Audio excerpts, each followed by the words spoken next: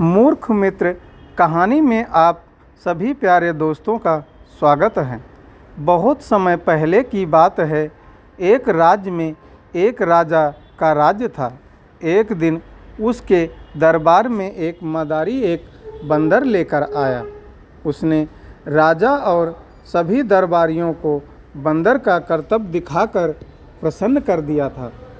बंदर मदारी की हर हुक्म मानता था।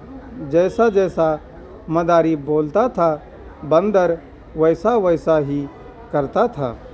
वह आज्ञाकारी बंदर राजा को भा गया था।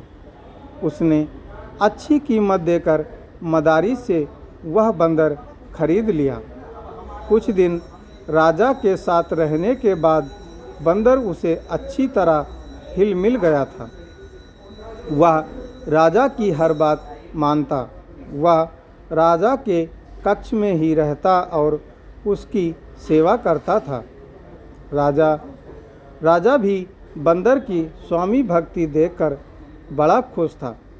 वह अपनी सैनिकों और संतरियों से भी अधिक बंदर पर विश्वास करने लगा और उसे महत्व देने लगा। सैनिकों को यह बात बुरी लगती थी, किंतु वो राजा के समक्ष कुछ भी कह नहीं पाते थे। एक दोपहर की बात है। राजा अपने शयन कक्ष में आराम कर रहा था। बंदर पास ही खड़ा पंखा हिला रहा था।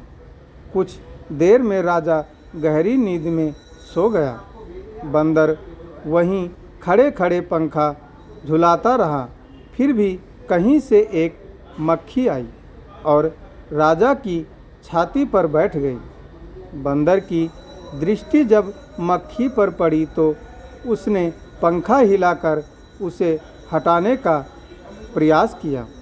मक्खी उड़ गई, किंतु कुछ देर पश्चात पुनः वापस आकर राजा की छाती पर बैठ गई। पुनः मक्खी को आया देख बंदर अत्यंत क्रोधित हो गया। उसने और देखा न ताव और पास ही पड़ी राजा की तलवार उठाकर पूरी शक्ति से मक्खी पर प्रहार कर दिया।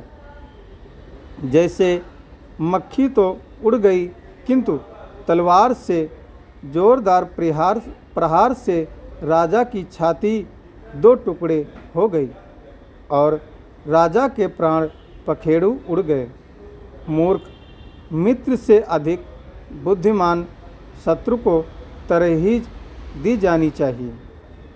दोस्तों, और ऐसी प्रेरणादायक हिंदी कहानी सुनने के लिए प्लीज़ हमारा सपोर्ट करें और लाइक, कमेंट, सब्सक्राइब ज़रूर करें हमारे चैनल को। हम ऐसे और कहानी आपके समक्ष लाते रहेंगे।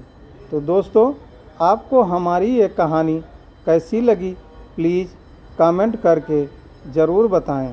हम मिलेंगे फिर दोस्तों एक और नई कहानी के साथ। तब तक के लिए जय हिंद, जय भारत।